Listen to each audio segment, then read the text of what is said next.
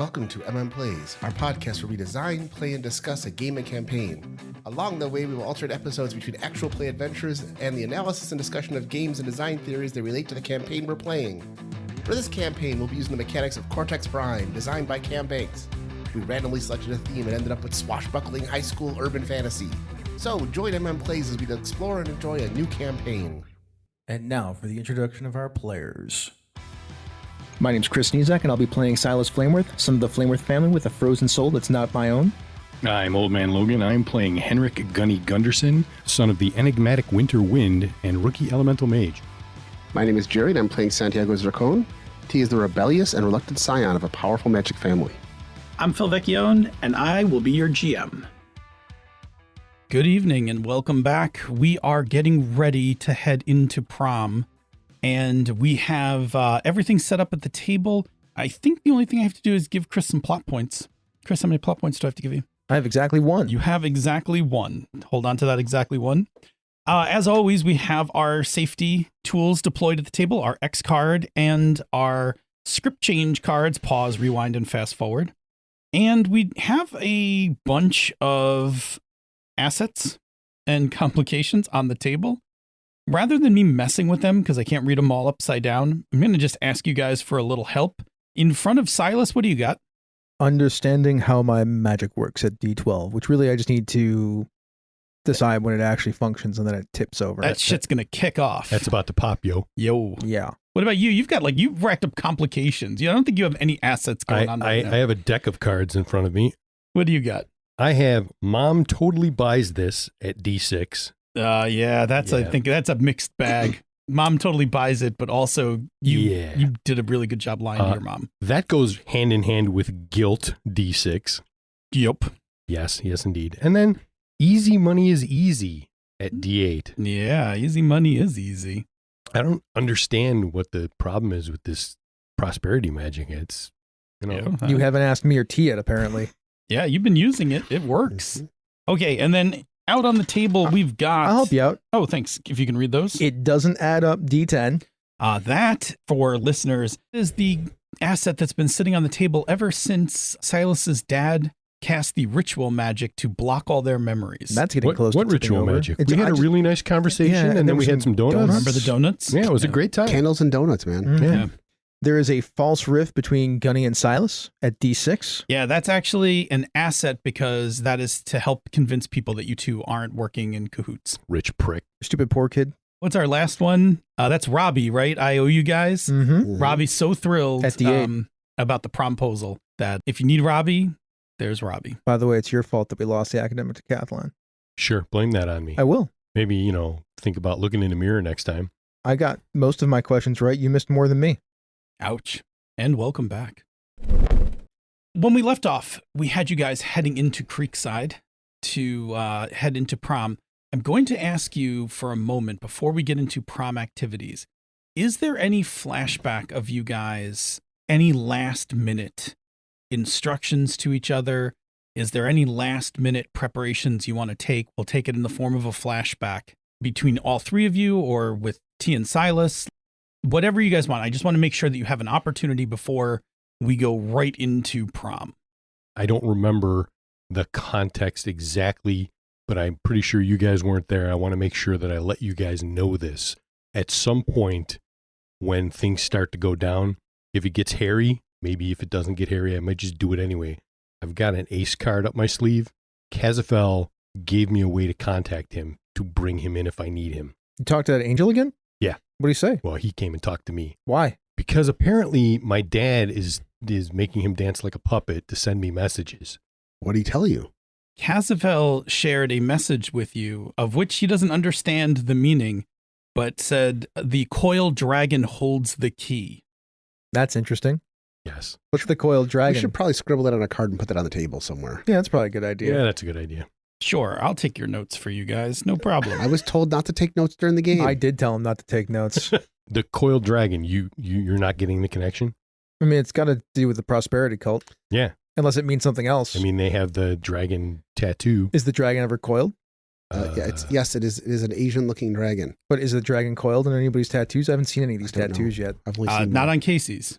Casfeld doesn't understand Casfell is just in Niagara Falls when he gets hit with these messages and the compulsion to come tell you them. Yes, that's the other tidbit is both times that he's been sent to me, he was in the vicinity of Niagara Falls. Yeah, I'm surprised we haven't gone out there yet. Well, we've been busy with all this other stuff. I know. I wanted to, trust me, but... So we're looking for somebody with something that is a coil dragon or somebody with a coil dragon tattoo. That's my guess. One or both. One or both. Okay. Just keep your mind open. Don't get too focused on a thing. That's what my dad always tells me anyway. By way of review, just to make sure you're all back up to speed, at this point, all you know is that there's going to be a meeting. And I say all you know, I'm looking at Gunny. There's going to be a meeting. You have to bring $3,000. But the details of where the meeting is and exactly when, you do not know. Correct. Okay. You're going to find out. Yes. You'll be told, but you do not know when it is. I'll leave that to you guys to figure out how that gets communicated. I got one more thing. I go to Archie. Yeah. I'm pretty sure I can trust Archie. I'm going to trust Archie. All right. I'm going to tell him what's going on. Okay. I don't want to hash it over, but look, can you do me a favor and just check to make sure nobody's tracking our messaging? The private channel that I made for you guys? Yeah, I want to make sure nobody else is seeing that, some other mage like you. Yeah, give me a second. That's some Flameworth paranoia right there. Yep. So he takes your phone, his phone, and a couple of other components and sets them up on a desk and does a little ritual magic. When he completes the spell, he turns to you and he says, 1, nobody has been snooping on this private chat. And 2, I have re-encrypted this private chat. So even if somebody had cracked my spell before and was going to snoop, I've changed everything. I will play that off as my Robbie owes us guys. I'd be like, look, Robbie really appreciated us getting this together, and I'm happy that we could do it for you, but I need this favor because of that. Okay. What I'm going to do is I'm just going to shift that down from an 8 to a 6. It's fine. I will also let him know that something is going to probably go down at prom, so that he's aware of it and ready to get the hell out of there if something goes bad. Thanks for the tip. Hell of a first date, I guess. Yeah, it'll be good for like an hour and a half or 2 hours. It'll be memorable. Memorable, yeah. Anybody I need to be on the lookout for? Yeah, I'll give him the list of names that we know. It's basically Gunny's table. Yeah, right? pretty much. It's Gabby, Jesse, it's Gunny. Oh, they're all Gabby, Jesse, Gunny, Casey. And Might I suggest you let him know that Gunny knows? Yeah, of course I know. I told him everything. Yeah. Okay. Yeah. Yeah, Archie's good, and you've done stuff with Archie before. But yeah, Archie's like, look, I've re-encrypted everything. It's even more encrypted, and I know no one snooped this. Okay. Let's all go to prom. Yeah. So the prom, you head into Creekside. You guys have decorated. Mm-hmm. Or I think you guys got out of decorating. Did you? Are you on? We were on setup. Oh, you were on setup because you didn't want to be for takedown. Correct. So we probably decorated. Yeah. So this place is, all done up with balloons and lights. And I mean, there's a full DJ here. It's prom. It's loud. It's lots of different lights, and it's warmer than it should be. And you're all wearing tuxes and good old DJ Sparkles. Yeah, DJ Sparkles is at the helm. He's playing music that I don't even need to name titles for, because at least those two will not have heard any of the names of any of these songs. So safely, it's just music that the kids like. We'll just call it that. DJ Sparkles has definitely got a like rhinestone jacket. Suit coat. So when the lights hit it, illuminates. He's like a second disco ball. Yep, human disco ball. Yeah. 2 different colored gloves with different sparkles on them. Yeah. And he's got those cool from Blade. He's got the glasses with the lights on it. Oh yeah, yep. Do you remember the DJ from Blade? Yeah, I remember. Your prom has not a full dinner, but it has hors d'oeuvres and stuff for like people to eat. Okay. So because this is like taking place like in the evening, and you have the whole ballroom, plus you guys are allowed out onto the patio area where the gazebo is, for those that are familiar with Creekside. And for those not familiar, the facility has a creek running behind it, but it also has like a pretty grove of trees, a gazebo, and a patio area. It's a little chilly. It's May in Buffalo, but there's also like 100+ teens packed into this dance floor. So the dance, like that place is hot, right? Like it's warm in there. And so sometimes just stepping out onto the patio is like a nice way to get some fresh air. Plus it kind of relieves the congestion of how many people are kind of crammed in there. I don't know, it's pretty cool over by my table. Good to be an ice mage. I'm pretty chill too. Yeah. In addition, some prom traditions. There are prom pictures, and I think we see a montage of you guys. Yep. Like standing there for your prom pictures. We've got T and Bo, right? Like just Looking all cute together. right, Yeah. looking all cute together, like arms entwined. She only comes up to like your chest, and you've been lifting because you. Yeah. So you're like even bigger. We see that picture. He'll even do a picture where he's got her sitting on his arm with it, so they're both at height. Do 2 pictures. There you go. Yeah, he's got her sitting on his arm, sitting side saddle. Yep, Yeah, just and click, set her click, back down again. click, click. Early in for Bowtie being the cutest couple at prom. Bow tie looking really cute. I think Bo has got Bo is rocking somewhere in the Wednesday Addams prom like look. Okay, makes sense. So pigtails, That feels Bo. black dress lace, a little bit Lolita, but not like young Lolita, but like stylish. Mm-hmm. She looks good, but it's definitely rocking some Wednesday Adam vibes. And she's got her little heart bow corsage thing. Yes. We see Silas. I get a picture by myself with the very prominent crystal corsage. The ice corsage. Yeah, the ice corsage. It looks like crystal. When anybody asks me, it's crystal. There's also another picture of me with Derek and Alicia and all of the rest of my friends, too. Yeah, like absolutely, right? Like just you're all clustered up together. When everybody complains, I'm like, look, I'm going to pay for them, okay? Calm down. Nobody's sweating this thing. And then we've got your Yeah. entourage comes in. Gabby and Jesse get their picture taken, and they're completely decked out in just fully designer clothes. Oh, of course. Some of the kids are just like, did House Slytherin just show up? Yeah, it's got that kind of vibe going to it. My picture, my smile is like a nervous smile. Like there's a smile there. It's not a T smile, like Happy T and Bo. It's a little more of a nervous smile for many different reasons. Casey looks quite relaxed. She has fun with the pictures, right? And amazing. There's, I think, one where, she dips you. Sure. It's the thing. Everybody looks amazing. Oh, Yeah, yeah. it's We look great. You guys look really good. You went on a whole shopping spree. Like, you're wearing some nice stuff right now. I mean, I look good to begin with, but I'm dressed up nice too. So Yes, you clean up nicely. I clean up nicely. Who did Ash come with? Or did they come stag? No, I think Ash came with someone. I don't have a name off the top of my head, but yeah, Ash is there. Pretty much everybody went to prom. His name's Rick. Rick? Yeah, Okay. non-magical. Plays in a punk band. Yes, plays in I was going to say punk ska. A post-ska punk band. Exactly. Oh, I have 2 distinctions I need to put on the table for. Aha.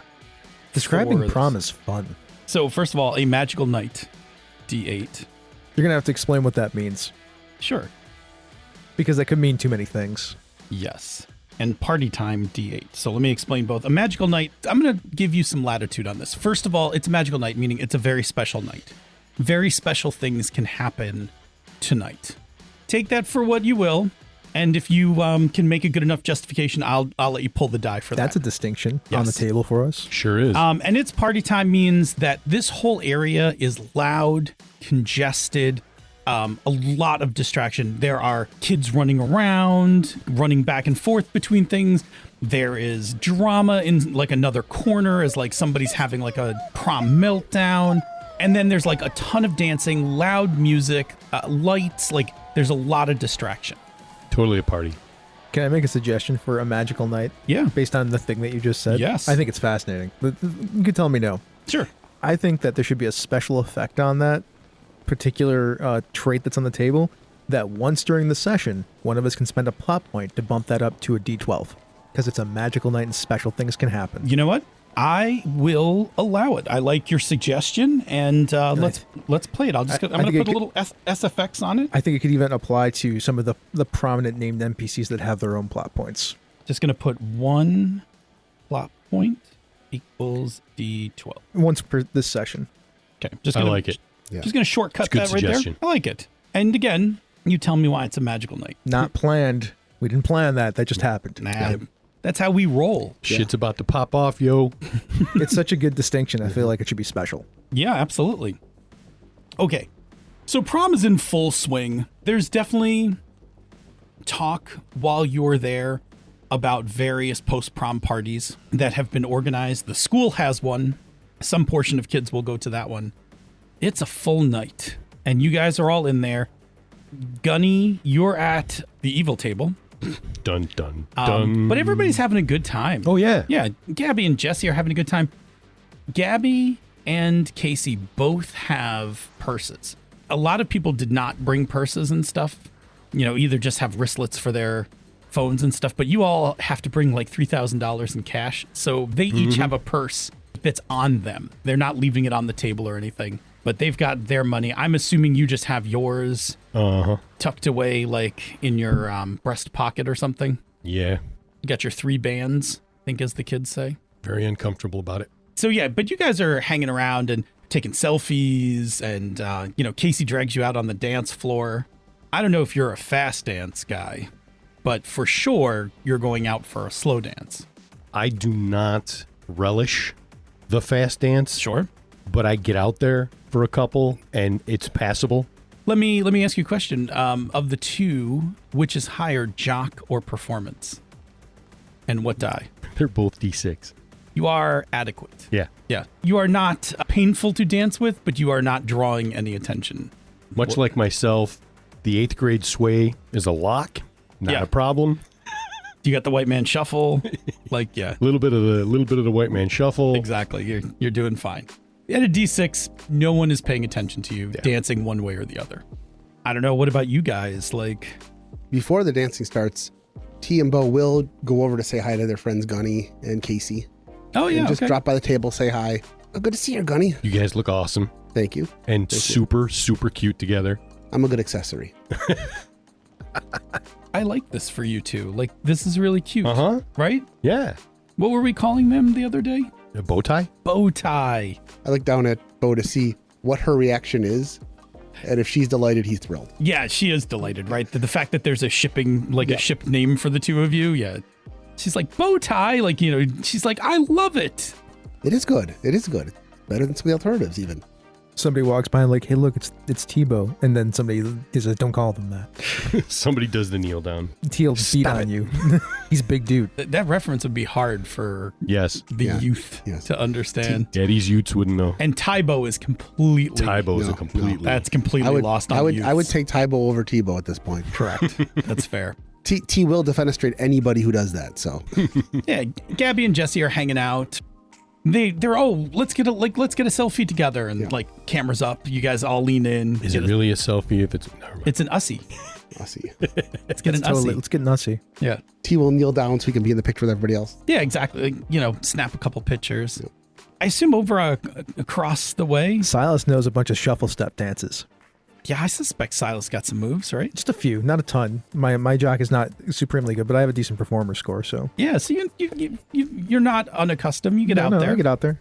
Yeah. I'm in relatively good shape. I work out every day. At some point, Donatella comes over and dances with you. This is fun. She's like, I'm glad you came. I'm glad I came too. It's really loud in here. It's a prom, Silas. Yeah, I've never been to like a thing like this. Really, all the dances that that we tend to go to are a little bit more subdued, you know, because of the stuff, the ritual stuff. She laughs and she's like, I guess if you're dancing for your rituals, like, not me. You've never danced for a ritual? No. You have? Yeah, it's like a Flameworth thing, I guess. Really? Some of them. Well, that's a thing I learned tonight. Yeah, you totally did, I guess. And her date, Jacob McMahon, cuts in. What's up, Jacob? And he's like, yo, what's up, bro? Fist pound. Yeah, fist pound. They are on the short track for King and Queen of Prom. I'm gonna vote for you too. Oh, cool, man. I mean, you know, whatever. Like he quickly puts up his shield. Like, oh, cool. Oh, yeah, whatever. That's cool. Thanks, Silas. Like, totally not trying to be totally into the fact that, you know, he's on the short track. I'm gonna win it. Yeah. No, Jacob's pretty cool guy. I don't know if any of you guys know him from class. Is he magical? No, you just know him from Yeah, he's fine. yeah. Decent kid. Yeah, a bunch of you are like, oh, this is fucking tragic. Like, she's dating a non-magical guy. There's gonna, like this. There's a shelf life on this. It's tragic now that I know what's going on. Yeah, there's a shelf life on this. It'll get complicated. Yeah, it will, but that's okay. It's high school. Who cares? That's right. Hey, nothing wrong with a little mundane love. I mean, Chris knows it's high school. Who cares? Silas is like, oh, this is tragic. Yes. There's gonna be a breakup at some point. Two things for dancing. Number one, T actually is, with a Jaka 12 and a Perform of 8, T actually can dance a little bit. Oh, yeah. More importantly, as we suggested, unbeknownst to everybody else, T's mom did spend like 3 nights in a row teaching him some appropriate slow dances and ballroom dances. T's got moves. Like, what's even funnier is that he ended up dancing when he wasn't dancing with his mom, he was dancing with his little sister, which at first seemed kind of funny, but the height difference actually works. yes. What Yeah. the hell, T? You can dance? Something's worth studying for. I guess. Just, I'm kind of shocked by that. I had a good teacher and I have a good partner. Well, that makes 90% of the thing work, right? That's right. When you've got good talent to work with, it makes me look good. Damn, look at Bowtie going over there. The prom song for the evening, and for licensing purposes, we can't play this in its entirety. But Steven Sanchez's "Until I Found You." Yeah, I don't even think I can play it even a little bit because we're not Correct. using it for any kind of review purposes. Correct. Just go hit it up on YouTube. It's pretty good. Anyway, it's a delightful song.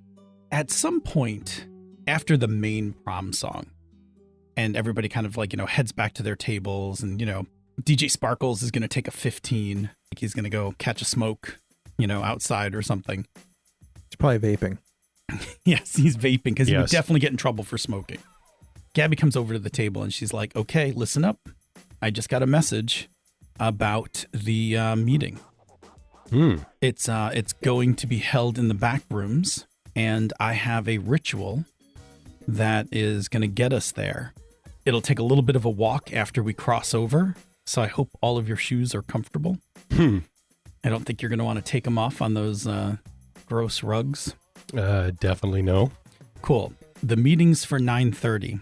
So just before 9, I'm going to go outside and around back and cast the ritual on the back wall of the building. Okay. And then, in a song or two during, one of the songs, we'll all just kind of slip out to the patio and just, hop over the bushes and jump through the portal. Cool. It's a 3 experience point thing for him. Getting closer to the post-prom event. Ding, ding. I also gave myself 2 experience points for when I do something a normal high school student would do because I'm dancing at the prom and I am going to vote for prom king and queen. Yeah, and you should also pick up 2. You've been doing very prom things. All right, everybody got their money? Yeah. This is gonna be like a no admittance. Well, not no admittance, but you'll be highly ridiculed. Show up with your money. Anyway, go live it up. We got a half hour before I'm gonna cast this ritual, and Jesse will give me some cover outside when I go to do it. Cool. Prom resumes. More dancing. There's a chocolate fountain now. There you go. Shortly after the news, I will make my way to the restroom and I will text the information. Very good. Ritual, 9 o'clock, outside back wall, into the back rooms at 9:30. Shit, I say as I'm standing next to T. So we have to figure out a way to get out there and get Into the back rooms? We've done it before. Yeah, but it's kind of obvious. It's not like we could just hide and skulk and... Yeah, the back rooms are just a winding maze. You gotta understand, T, I'm assuming that they're gonna post a guard by the entrance. We're gonna go in there, but we're gonna have to be super wary about what we do. That's all I'm saying. Just when we go and look for some bad guys. I will make it known as part of that information that it's a hike after we get into the back rooms. And then we have to track Gunny. I'll show Bo the text. If there is a single guard, we might have a way to put a guard to sleep temporarily. Okay. Oh yeah. She cracks her knuckles. She's like, I can do that. I forgot how excited she is about this whole thing. There's a conversation that we have. It's like, no, it wasn't my dad. We just kind of got caught up in this thing. It helps that he's my dad, but we didn't do it on purpose. Right. Don't tell me there isn't nepotism in this club. Look, somebody look, my girlfriend slammed her soul into my chest. What do you want? Is she okay? She leans over to your chest and she's like, "Hey, Stop that. It's very conspicuous. We're supposed to be undercover here, sort of. what's that?" And she touches the boutonniere. She's like, "Ooh, did you make that? It's cold." Yeah, yes. Nice. That is really nice. Yeah, I have some moderate amount of skill. I've been hanging out with you guys for a while. That's good then. All right. Let's get ready for this. We need to find a place to do the ritual for the back room. We do it right there where they go in. We just have to wait for them to go in. That does make the most sense. Do you have a better plan? No, just if we could track Gunny, but that'd be about it. Okay. I don't have a way to track him, do you? he has a phone. You think Archie'd be able to help us track? Yeah. I mean, he's got one of the, don't a lot of the phones these days have trackers on them? Yeah, I bet Archie could do it. We should go talk to him. Yeah, so Archie and Robbie are like sitting around. Like at this point, they've gotten like some dessert. They're kind of cooling off. They've been dancing for a while. Like they've discarded the suit coats. They're just wearing the vests and shirts at this point, trying to cool off. And they've got some like water and like some assorted like cookies and things like that from the chocolate fountain. Oh, look who it is. I sit down at the table right next to Archie. Look at you sitting down in the middle of prom, ready to ask me for a favor. Absolutely. What do you guys need? I mean, we are doing like For the thing, right? Veil business. I got right it. I here. got it. Yeah. Can we track Gunny's phone with this phone in an extra dimensional space? Jesus. You guys never ask for anything simple, huh? Well, he's going into the back rooms, which is an extra dimensional space for the thing, and we need to be able to find him. If it was easy, we wouldn't be coming to the person that's best at it. Good line. Come with me to the bathroom. It's not going to be weird. It's Okay. going to be a little weird. Okay. The two of you get up. He sits up and as Bo goes to stand up, he says, not us, just them. Oh, right. We'll keep Robbie company. Yes. And then she like just takes a cookie off of Archie's plate and starts eating it. I follow Archie to the bathroom. You guys walk in and he's like, stall. I walk into the stall. And he walks in with you. He's like, phone. This is weird. I told you it'd be a little weird. I hand you the phone. It's only going to be weird when somebody else comes in. Yep. Well, your reputation's going to go up. And I just look up into the air, like roll my eyes and like, okay. okay, in which case I'm now going to just cash out Robbie's. I owe you guys. Archie's going to do the favor for you guys. Yep. And that is Archie tacks on a ritual onto the spell that's currently operating on your phones that will give you location. It's going to give you hot, cold.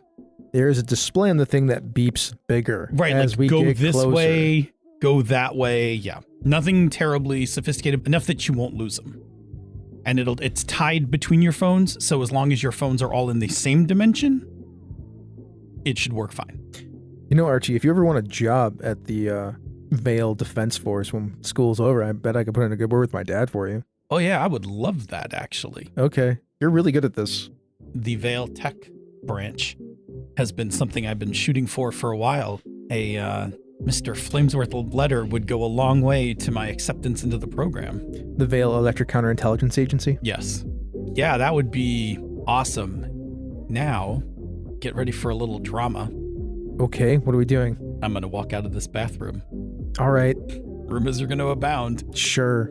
He's like, seriously, anything I can do to help, it's fine. I appreciate that. Yeah, enjoy your bump in the gossip circles. I'm actually not going to at all. He's like, all right, I'll see you guys. And he ducks out. And there's like one or two people, but nobody's really paying attention. Good, because I wait another like 60 seconds before I leave. Yeah, and then like one dude kind of like looks over, does like some quick mental math and like looks over and is like, how you doing? What? Nothing. Just nothing. It's cool. Are you having a good night? Yeah, Yeah, me too. You know what? Maybe I'll give you a call after prom. maybe don't. You head out. You can always make new friends. It's good. Okay. I am not some guy's booty call.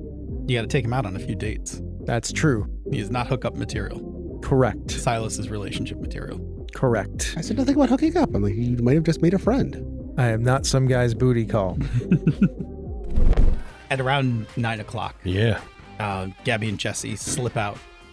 And Casey's like, oh man, she's like, I am so fucking excited for this. Like I'm all like Seriously, right? twitchy, you know? Like faking this whole prom thing, like for what's really going down. Now I get why those stories where people are all excited about losing their virginity on prom night. Don't get your hopes up. That's not how it's going to go down. It's quite all right. I'm not saying there isn't a shot. I'm just saying we got business first. She like gives you a pat. She's like, you're doing great. Appreciate it. As dates go, you're doing just fine. And then she laughs some more. She's like, holy shit. I'm so psyched. I hear the guy who's coming is like one of the moderators, like one of the guild moderators. Oh, really? Yeah. Cool. At least that's what Gabby said. He's up there. Nice. So that all goes down. Gabby and Jesse come back, and Gabby's like, okay, portal's up. You can't see it. It's dark. Unless somebody goes back there to vape or something and accidentally falls through, we should be just fine. Wouldn't that be a surprise? I'm just going to leave it up. so that we have a way back out. It's probably a good idea. Time to bounce. So you guys all filter out, head outside, and like kind of laughing and joking out on the patio. And then at like one point, Gabby's like, let's go. There's like a real low set of shrubs and just like hop over and go around back. Jesse's like, all right, everybody, just like in kindergarten, lock hands. You wind up all holding hands, and then you just walk through the outside wall of Creekside into the back rooms. And you step through, and it's just like the last time you were here, the first time you were here. Mm-hmm. It's that pea soup carpet. It's not shag, but it's thick. And it's like a little squishy. It's not dry. It's not what carpets should do, right? Nope. It's got like a little bit of squish. The walls are kind of this bland, sanitary office white, and the neon overhead lights are kind of a sickly yellow. Not yellow enough that everything looks yellow, just like everything has that hue. There's nothing completely right about this place. Yeah, it's all messed up. You're in a hallway, and you can see that there's like other hallways and stuff. Gabby takes out her phone, looks at it, and goes, this way, points down the hall, and you guys head off. You two ready? Let's do it. And by you two, I mean T and Bo. Is Miss Cortez here as one of the faculty that's actually in attendance of prom? Oh, yes. Yes. I'm going to go talk to her. Yes. Miss Cortez, we're going to go, and I show her the text chain, so I don't have to explain the whole thing again. So she looks, and she's like, I'm going to go ahead and contact your father. Sounds good. If you have any kind of backup aside from him that's around, or if you want to come with us, that might be helpful. But if you don't, I understand. I have a feeling I'm going to stand out like a sore thumb. Probably. Do your best and just know that there'll be backup coming. Okay. Good luck. Thank you. We go to the spot where the ritual was. Bo's like, all right, everybody take a deep breath. Got to just calm down. You guys are fine. It's just me. Am I just the only one freaking out here? I just took a deep breath. Okay. He did too. He's still holding it in. Yeah, no, breathe. You're not gonna be any use to us if you pass out. Look, we've only been in like 3 or 4 fight for our life situations at this point, which is 3 or 4 more than you. Yes. T would definitely have shown Bo the back rooms during one of their dream sessions when he was explaining the other adventures they were on. Sure. It would be his imagined version of it. So His kind of dreamscape version of Yeah. Are you okay? Yeah, I haven't had 3 or 4, life or death situations this semester. It's fair. I'm a little jacked up. Just try to be quiet. We might get into a fight. I think that's what all the training's for, right? Yeah, and you're exceptionally useful because you can put people to sleep.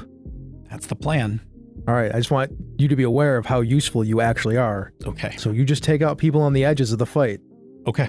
T will often be the focus, and I'll be supporting him. I'm normally the tank. Yes. Yeah, I've played games before. Okay. All right. Then Silas stops for a second. He's like, all of our strategies are based on video games. This is a problem. Remember, all of their strategies are going to be based on video games too. So we can outthink them by thinking past video games. Maybe. I mean, yes, it's a Call of Violence skill, but don't they have like some superiorly skilled mages in there somewhere probably? The problem is they've got more numbers than we do. That too. Hopefully our backup will get here quick. Can you open this portal? It's probably already open. It's probably still open. It's still open. It is open. Silas wouldn't know that. You wouldn't know Yes, that. that's true. It is open, but I am going to need a magical test that's going to kind of encompass crossing through as well as kind of getting to Gunny's location. Yeah. This roll is going to kind of encompass all of that. So feel free to assist each other however you want to roll it. It's going to be magic, not veil, Okay. because you are dealing with the back rooms and magic. According to actual rules of Cortex, if one of us wants to assist the other, they have to spend a plot point. If Okay. you want to make the roll, feel free. I have mage and emo at both a D10. Yeah, you should do it. Okay. This I think falls under not just a huge dumb guy. It certainly does. Okay, I'm going to tell you the difficulty for this is D8. Okay. I'm going to go place those D8s in front of me. It's a magical night at D8.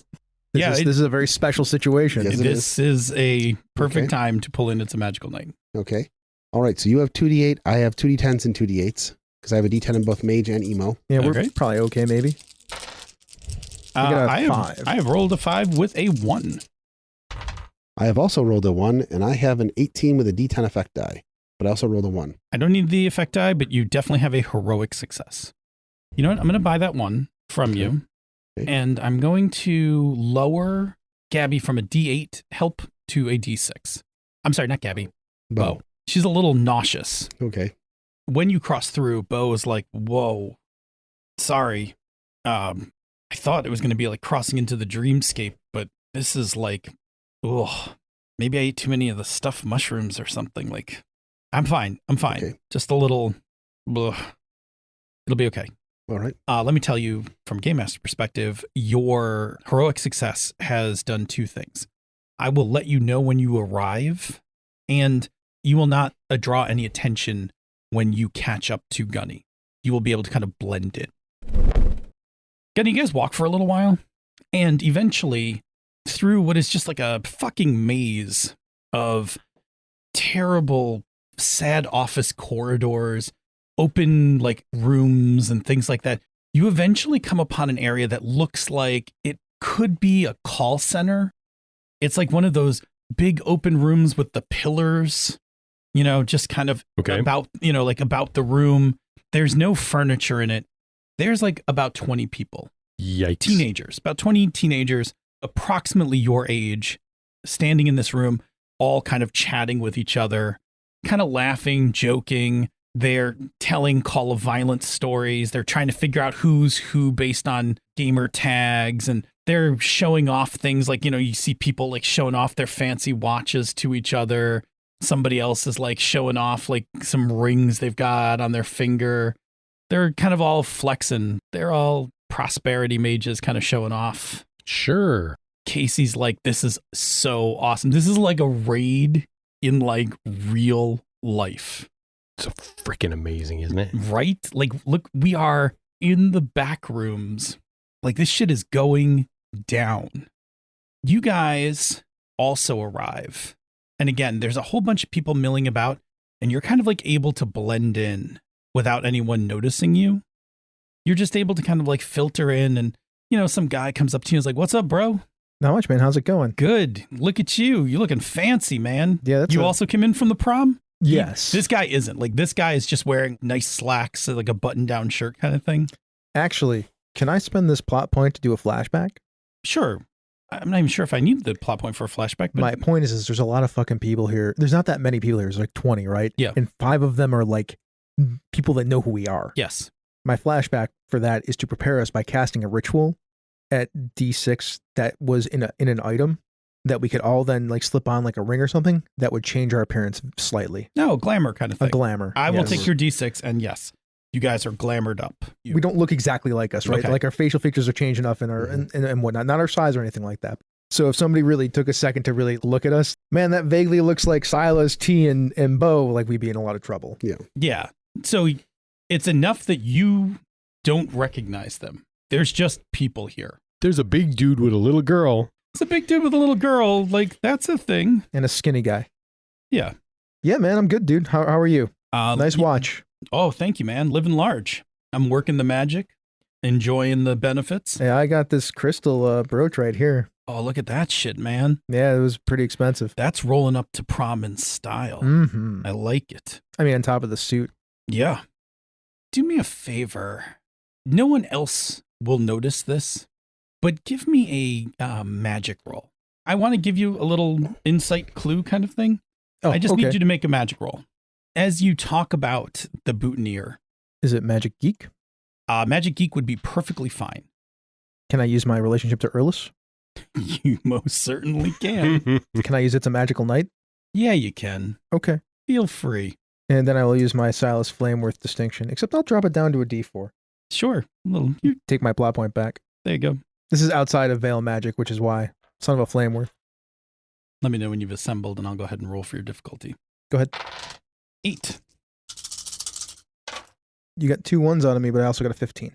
I'm definitely taking those ones, but I'm not sure what I'm going to do with it yet. So let me tell you what you know first.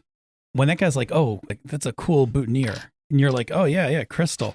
There's a moment when you look at it, you can feel metaphysically something just pulled on it.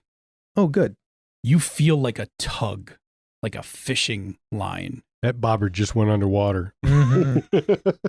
Yes, Which direction? back towards the portal. Oh, okay.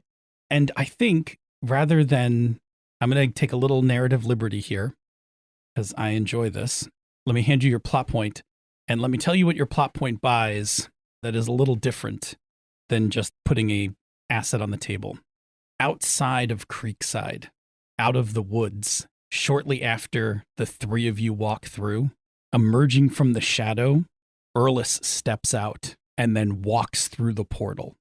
I feel like I need to give a little bit of clarification on that plot point by way of telling you what's going on. But Erlis walked into the place. Yes, but there is a timed test clock for like what's going on.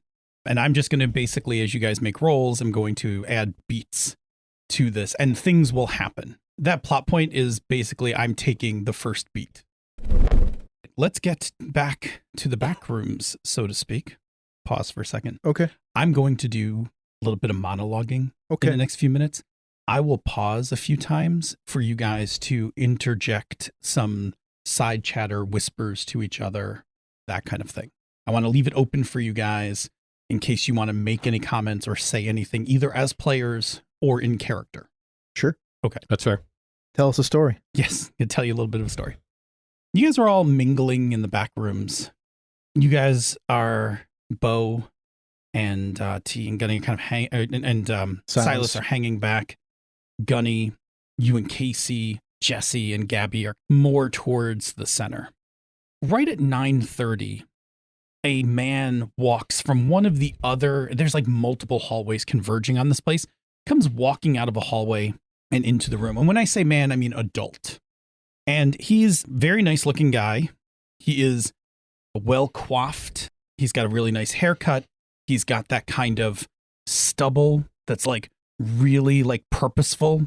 He looks really good, right? Looks pretty rugged. He's wearing a nice suit, comes walking in, and he's carrying a black leather pilot case. So, you know, those boxy briefcases, the kind that opens from the top. Yes. Not like a doctor's bag. It's a rectangle, Mm-hmm. right? So he comes walking in and he sets the case down. A few people see his entrance and like kind of stop talking. And then he's like, "Good evening, everybody. If I can have your attention." All right. Thanks, everybody. Eyes on me. Good evening, Wyrms. My name is Jordan, and I'm so glad to see you here. Tonight is an important evening. One that's going to bring prosperity to all of us, each and every one of you. And there's like some scattered applause. For nearly 100 years, the Vale has outlawed the practice of prosperity magic. They say it's too dangerous. They say it's going to lead to social imbalance. I'm going to ask you, does it? Or does banning it just enforce the status quo? The rich, man, they don't need prosperity magic. They're rich. They're fine. You know who needs prosperity magic? Right? Am I right? Uh-huh. Yeah, that's who needs prosperity magic. We do. He emotes towards Gunny when he says that. Look at me, man. I know I look fancy, and I'm driving a 7 Series, but I casted for all of that. I didn't come from a rich family. My family, poor. I grew up in a tough neighborhood. I didn't have it easy. I didn't get to go to a fancy college. I went to community school, but I learned what has been kept from us. And that is how I've gotten here today. And my goal is to get you all here where I am. So let's talk about that. My God, it's more evil Zig Ziglar. He is 100% like multi-level marketing. You know, I lean into T and I say, if this guy wasn't killing people to advance his agenda, he might be right. Here is why I've asked you all to come here. I've asked you all to make a big sacrifice tonight. And that is because prosperity magic is coming back in a big way.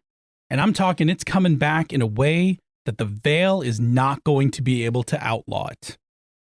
A way where the Dragon of Prosperity is going to take a seat at the table and all of its followers, dragons and worms, are going to reap the rewards.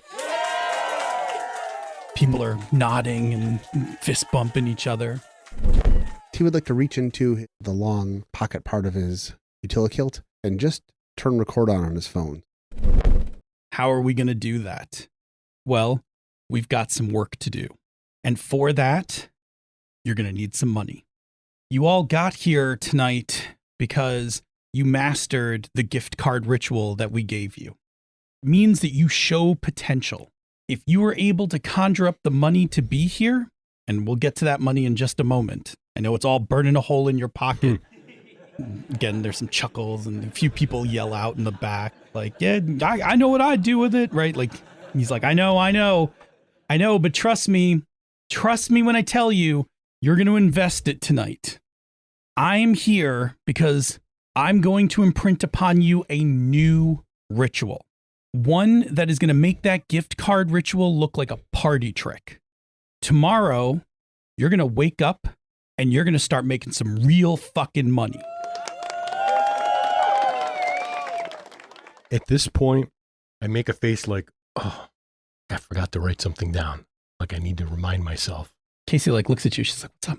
Oh, I just thought of something. I need to remind myself of something. It's got to do with my mom in the store, but if I don't remember it, I'm screwed. This will only take a second. All right, well. I pull out an index card and a feather. And on the index card, I write, in back rooms, through back wall of Creekside, urgent. And then I tuck it back in my pocket. Okay. I'm going to imprint this ritual upon you all. I'm going to cast a ritual, and you're all going to learn it. And tomorrow morning when you wake up, you're going to make some real fucking money. But here's the catch. For right now, you can't spend it. No new cars, no fancy clothes, no new phones, nothing. You hear me? This part is critical. Nothing. Just cast it and make money. Because what I need you to do with it is invest it. You're going to buy blood money. A fucking ton of blood money. Blood money is the in-game currency used in Call of Violence. It is how people buy skins and other paraphernalia for that game. The most common way to acquire it is by using real money to buy this in-game currency. More fucking blood money than any player in the game should ever have. And everybody's like, okay, yeah. Your guild masters are going to monitor your accounts and make sure that all of you are loading up your accounts with blood money. You're going to fatten up those accounts for a special Call of Violence event. It's going to take place in a few weeks, and we're calling it The Awakening. Details are going to come out soon. Your guild masters are going to have more info as we get closer to the event. This is a Chris Nizak speculation right here, and it might be wrong, and that's fine. It feels like a Phil Vecchio move to make Call of Violence, aside from being this ritual thing. Like, the people that are probably in charge of the Prosperity Cult probably own the fucking game, and they're going to make a shit ton of money by this. This is more evil Bitcoin. I know, right? It's more evil Bitcoin. Okay, I'm done. Nothing like this has been seen since the previous century. Trust me when I tell you, this event is going to be fucking epic. So let's get this ritual started so that you can go home and make your blood money. So what happens to the blood money that we put in our accounts? Yeah, that's a great question. What's your name? Gunny. All right, Gunny. Smart man. Take notice. This guy's thinking. I didn't hear that from the rest of you, and that's no dig on all of you, but this guy, he's thinking. It's a great question. And I want to tell you the answer now, and I can't. But I don't want to leave you hanging. So there's going to come a point when the Awakening event starts that there is going to be an opportunity. There's going to be a ritual that you're all going to be able to take part of. It is going to change the world. Like, I'm picking up what you're putting down. Yeah. Right? Like, I hear you, man. I get your vibe. Sure. I know it's cryptic, right? Like, It's cryptic. It's weird. Sure. I get you. But we're broke, right? Yeah. And we've been broke, and the system finds ways, and there's always something. So there's a part of my brain that is a giant skeptic. Yeah, absolutely. Like, oh, are you being hustled? If it's too good to be true, it's got to be it's probably too. How do we know we're not going to give you all of this money and then buy all of this blood money and you and your compatriots aren't going to just vacuum this all up. You all get rich like it's some kind of big giant pyramid scheme, and all of us people on the lower rung get boned. I like this kid, man. All right, listen, I'm not taking that ritual away from you. After the awakening, you use that ritual for whatever you want. You clear out your debt, set yourself up for college, do whatever it is you need to make yourself have a good life. That ritual's yours. We're giving it to you. What we need from you is just for a little bit. We need you to quietly cast it. If I give you this ritual tonight and I let you guys loose to just go to fucking town, pay off student loans for some of you. The veil will be all over us like the veil white on will rice. Be all, this fucking kid, he puts his arm around you. He's like, I love this guy. Fucking thinker. Seriously, really impressing me tonight. Yes, the veil will be all over you. And what we have planned. All right, here's the problem. This is what I was talking about at the beginning, right? The veil is always going to hold down prosperity magic. They're going to wipe your memories. They're going to take your money. They're going to fucking do it. They have in the past. They'll do it again. That stops after the awakening. We need something bigger. It's been done before. We are going to seize a seat at the table. But if you all run out and go buy yourself new PlayStations tomorrow and start dropping money all over the place, this whole thing falls apart. So if you want to be a little rich right now and then wake up one morning and you're poor with no fucking memory of what happened, go ahead, take this ritual home and do it. If you want change, if you want to see an actual change in the world, you got to stick with this plan. I don't think we've led you astray since the time when we've all gotten together. We've helped you guys all out with the gift card ritual. Yes, we used it as a way to kind of test your talent, but you still have that ritual. I need you guys to lay low. The veil will come down like fucking anvils if they catch on to this. That's why we're not even in our dimension having this conversation. It's not safe enough. You guys aren't safe. Do you guys want to go back to being broke? Do you want to just wake up and, no money in your account again? Shitty clothes? No car? All right. My man Gunny here is asking all the right questions, and you got every reason to be skeptical. I can't tell you everything, because if I did, and the veil catches on, we're fucked. We are on the precipice of something that hasn't been done in over 100 years. Are you guys with me? Are you guys motivated to change the world? And after it's changed, are you ready to be as rich as you fucking want? I mean, fucking money like you can't believe. That's what we're talking about here tonight. Do I have all of your attention? Do you understand what's at stake tonight? If you don't think that you can handle what this ritual is going to give you, if you think you're going to just fold and go buy a car Saturday or on Monday morning, walk out. It'll be okay. You're still a Wyrm. You're still with us. You're still part of the clan. We're going to carry you with us all the way.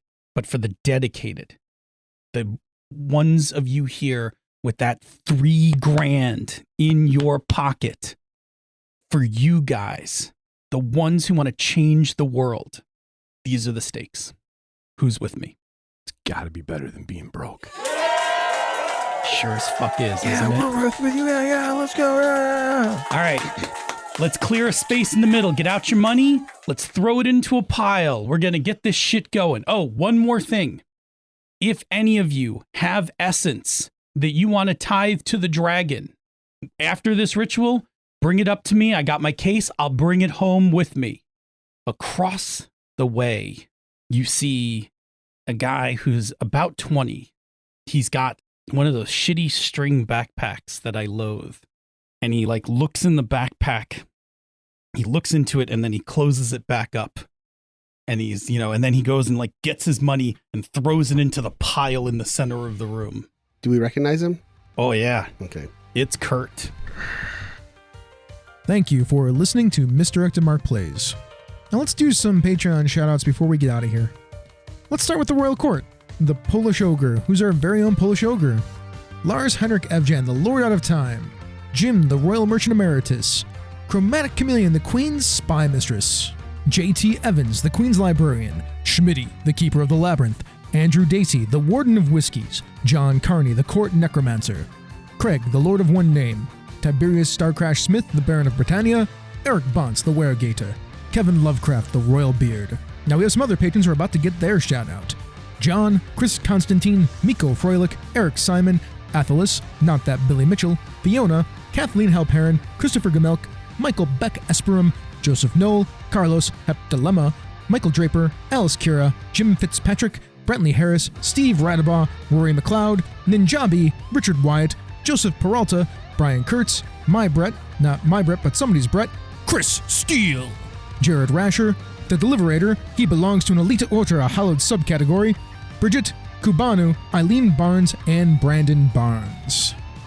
Thank you so much for being our patrons. If you'd like more content like this, you can check it out at misdirectedmark.com. If you are interested in supporting this show and other shows on Misdirected Mark Productions, you can go to our Patreon page at patreon.com/mmp. You can get a whole bunch of stuff there, including extra bonus podcast episodes, material concerning this game, The Children of the Shroud. That includes character sheets, our game rules, some of our setting stuff, and Phil's thoughts from behind the screen. If that's not your thing, you can check out a bunch of other podcasts on misdirectedmark.com. There's Pandas Talking Games with Phil and Senda. They talk about a whole bunch of game stuff. It's like card talk for your role-playing game. You can go check out the Gnome Cast, where a bunch of gnomes get together to try to avoid being thrown into the stew by giving quality game mastering advice. Or you can listen to Thaco with Advantage, where Ange and Jared talk about D&D. They're going to talk about it anyway, so they might as well record it. Thank you for joining us. This has been a Misdirected Mark production, the media arm of Encoded Designs. Mic drop, we out.